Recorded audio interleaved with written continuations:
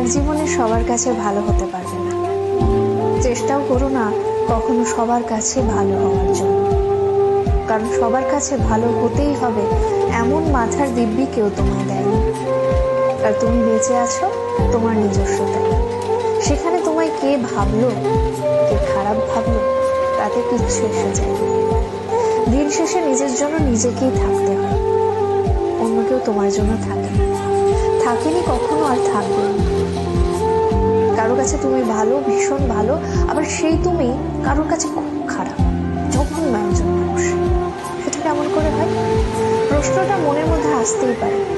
আসলে আমাদের কে ভালো ভাবছে আর কে খারাপ ভাবছে সেটা বিপরীতে থাকা মানুষটার মানসিকতার উপরই নির্ভর করে।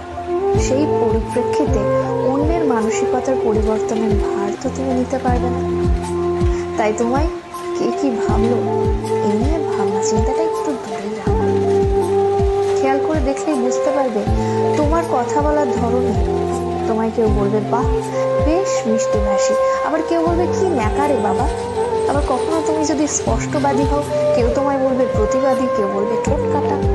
আসলে পুরোটাই যে ভাবছে তার উপরই নির্ভর করে। এতে তোমার কিচ্ছু করার থাকবে না। এসব নিয়ে মাথা ঘামিয়ে চলবে, এসব নিয়ে মাথা না ঘামিয়ে নিজের কাজ করতে হয়। কারণ কথাই বা কারোর সুবিধার্থে নিজের স্বভাব, নিজের রুচি, নিজের ভালো লাগা পরিবর্তন না করে। কারণ দিনের শেষে নিজের